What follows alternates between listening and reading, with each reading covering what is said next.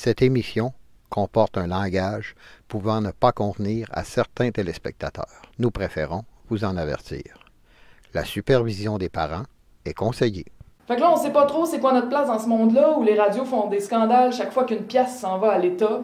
L'artiste, quand il travaille pas, il travaille. Essayez d'aller dire ça à Radio X. Mais en tout cas, l'artiste, quand il travaille pas, il travaille. Les artistes, quand ils décident, peuvent transformer une culture. C'est un esti capitaliste. Oui, Chris. C'est mort en tabarnak. Un esti bon début. Pis c'est crissement pas rien. Nous pouvons transformer une culture de docilité en culture de révolte, en sacrant les humains aux poubelles. Nous courons après les subventions et nous sommes des BS de luxe, mais nous sommes essentiels. On est quand même bon pour l'économie. Les gens vont manger au restaurant avant de venir au théâtre. Même si ça rapporte aucune scène.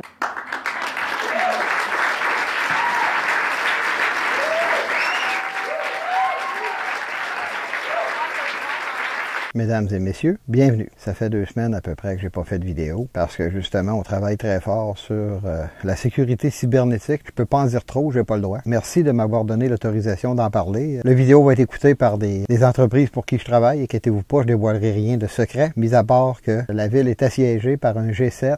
L'organisateur du G7, c'est un moyen malade mental, un nombriliste. Il est taxé que sur lui-même. Celui qui a eu l'idée d'amener un G7 à Québec, là, il pense juste à lui. Il pense pas à tous les gens qui met en otage avec sa tramway d'organisation à la con. C'est triste, mais c'est ça. Va te faire soigner. T'as un moyen problème dans la tête, entre les 2 oreilles, pour assiéger une ville de cette façon-là. Ça part de la Malbaie, ça vient, on a le tramway de Parlement chez nous. On se fait trambusser n'importe quoi. Puis là, on est pris pour recevoir ces gens-là. Ça me tente pas. Les citoyens, ça nous tente pas. Vous ne nous demandez pas notre opinion. Ça va donner lieu à un paquet de manifestations. Je vous parlerai pas de radio comme je devais vous parler parce que j'ai besoin de d'autres preuves que je suis en train de travailler. Moi, je vous fais entendre des audios, je vous montre des images. Pourquoi? Pour justement dire voici, les faits sont là. Pour le moment, je vais vous parler du G7. Je ne pouvais pas en parler avant. On m'a demandé de ne pas parler de rien. Notre travail ne paraît pas. Et c'est supposé rester le plus secret possible pour des raisons de sécurité, évidemment. Là, je vais vous parler surtout de Mme Catherine Dorion. Tu ne peux pas te présenter au gouvernement comme député puis en même temps manifester contre le capitalisme. Ça marche pas. T'es un politicien ou t'es un manifestant, un des deux, mais les deux vont pas ensemble. Catherine Dorion est complètement dans le champ, puis elle vient de nous prouver par ce geste qu'elle est incompétente pour être députée. Vous allez me dire, elle l'est pas députée encore. Moi, dans mon livre à moi, ça va pas ensemble. Moi, je pense que cette madame-là n'est pas apte à nous représenter. Moi, je fais partie de Tachereau, puis c'est justement mon comté. Ça me tente pas d'avoir une personne comme ça dans mon comté. Tout le monde me dit, non, elle passera pas, t'as pas été inquiète, puis c'est pas ça la question. La question, c'est qu'il y a une chance qu'elle passe, puis les gens sont tellement écœurés du Parti libéral que par défaut peuvent voter pour elle aussi, par écœurite aiguë. Souvent, les gens votent sur le coup de l'émotion, parce qu'elle est belle, ou qu'il est beau, ou il est fin, puis il est gentil, puis c'est pas comme ça qu'on vote, là. Quand on vote, il me semble, c'est pour des bases de ce que ça va nous apporter. Est-ce que le politicien pour lequel on vote va faire un plus dans notre vie? Parce que toutes les décisions que nos gouvernements prennent ont des répercussions sur notre vie de tous les jours.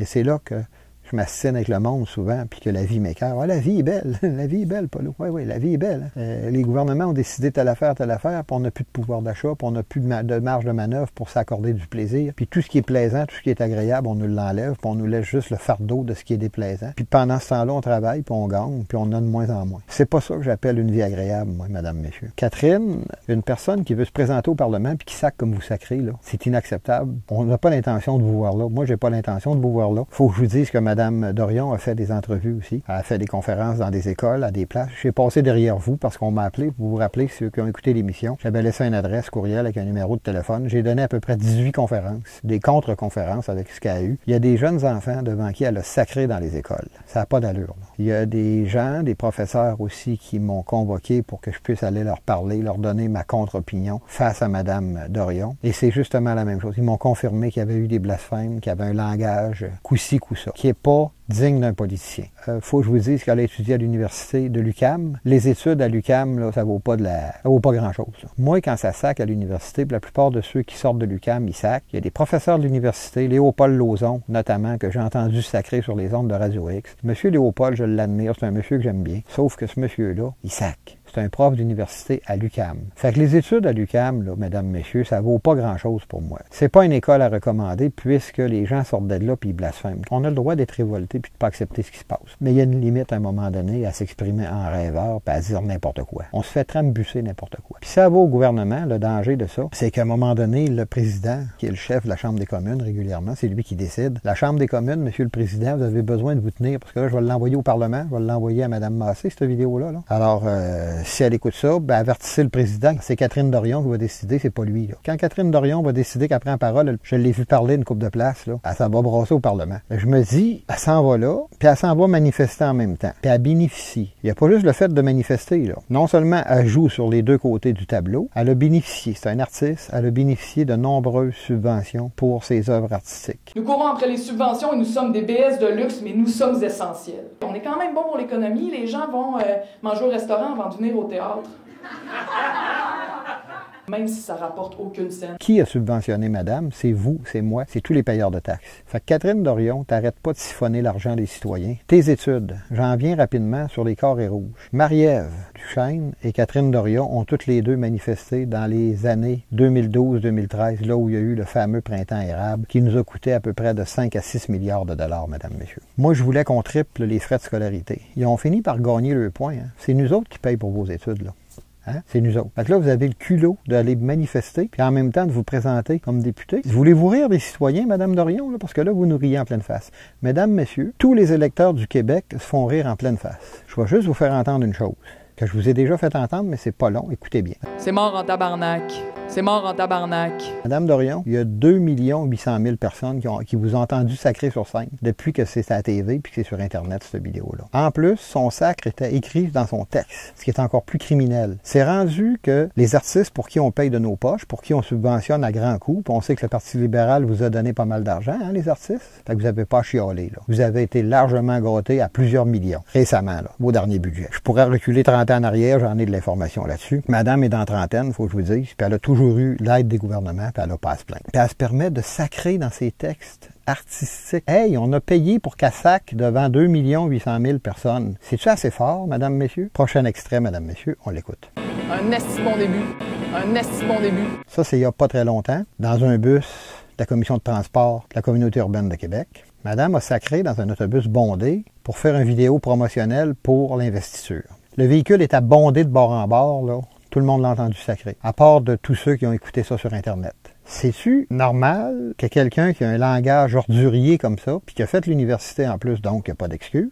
Quand tu as fait l'université, tu es supposé d'être capable de parler convenablement. Si ça avait été une femme de chantier, puis qui avait jamais étudié, puis qui avait fait la 3e année, je dirais, bon, c'est correct. C'est pas le cas, là. Elle a l'université, elle a un bac, mais c'est pas les études en tant que telles, la formation, c'est qu'elle a été à l'université, peu importe la faculté dans laquelle tu te trouves, tu dois pas sacrer. Encore là, c'est nous autres. Elle a eu des bourses d'études. Elle a eu de l'aide du gouvernement. J'ai vérifié. Alors, Madame Dorion, vous n'avez pas à vous plaindre. Puis avec les carrés rouges, j'avais chialé pour pas faire monter les frais de scolarité. Vous arrivez, la petite jeune femme, là, puis vous voulez pas payer les études, là. C'est nous autres qui êtes obligés de payer vos études. T'es pas capable de payer tes études, tu y vas pas à l'école. Ça finit là. Tu t'en vas travailler dans un restaurant puis tu fais d'autres choses. Puis là, on a payé pour vous former puis vous sacrer sur scène. Je commence à être écœuré de me faire trabusser n'importe quoi par vous, Madame Dorion. Ça, c'est clair, là. On s'en va maintenant à l'entrevue qu'elle a donnée sur la station de Radio X cette semaine, en début de semaine. Elle a accordé une entrevue à Martineau Trudeau. Écoutez bien, je vous fais d'abord entendre la leçon qu'elle essaye de faire aux gens. On l'écoute, Madame, messieurs. Un asti de gros moton, un asti de top, couillon, pissou, bébé gâté, lasette, trou de cul. Tu sais ça, on entend ça, là. Moi, je suis comme... Ça, je trouve ça juste... Moi, dans un party chez nous, là, quelqu'un se met à parler comme ça, là, je fais comme, hey man, tu sais, va-t'en ou calme-toi, mais c'est juste poche, là. Ça, c'est pas... Ça, je trouve ça poubelle, là, tu sais. Madame Dorion, vous êtes mal placée pour faire la leçon. Vous êtes bien mal placée. Écoutez bien après, au cours de la même entrevue, qui a duré à peu près 17 minutes, 2 blasphèmes. Dit de façon assez grossière, dans des périodes de l'entrevue qui sont assez marquantes. Ça fait comme un coup de massue, ça t'arrive, bang, en plein front. On l'écoute, Madame, Monsieur. Un asti de gros moton, un asti de top. Un asti de gros moton, un asti de top. Fait que vous osez dire que vous allez dire à quelqu'un de s'en aller de chez vous s'il parle d'une certaine façon dans votre activité que vous organisez. Puis là, vous venez nous sacrer d'en face à la radio.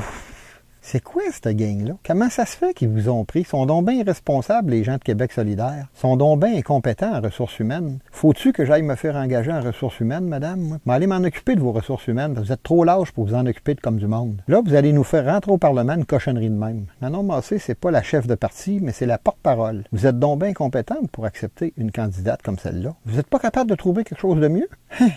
Moi, je vous demande de rejeter cette madame-là. On la veut pas. Si vous le faites pas, ben, je vais vous calculer comme un parti de mal élevé, de mal éduqué. Fait que là, il travaille contre le capitalisme, ils s'en vont manifester, puis elle va avoir un siège à gros salaire au Parlement bientôt. Si les électeurs décident de l'élire, évidemment. Sauf que juste le fait qu'elle veuille s'y présenter, elle n'a pas le droit de manifester. C'est un moyen conflit d'intérêts. Comment ça se fait que personne ne la rappelle à l'ordre dans le parti? Quelle sorte de parti de broche à foin que c'est ça? C'est tout croche.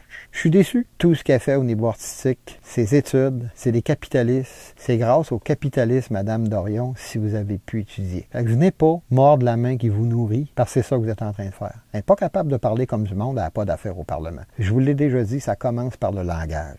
On ne peut rien faire dans la vie si on n'a pas un beau langage. Si vous n'êtes pas capable de parler comme du monde, le restant va être tout croche. Fait que c'est ça que vous voulez pour le Québec? Québec solidaire n'est pas capable de trouver des candidats sérieux puis qui peuvent améliorer le Québec. Fait que là-dessus, ben, je vous souhaite à tous un bon G7. Alors, mesdames, messieurs, je vous laisse là-dessus. En attendant notre prochain rendez-vous, nous allons exister ensemble, sinon nous allons mourir individuellement. À la prochaine, si Dieu le veut. Nous courons après les subventions et nous sommes des BS de luxe, mais nous sommes essentiels. On est quand même bon pour l'économie. Les gens vont manger au restaurant avant de venir au théâtre. Même si ça rapporte aucune scène.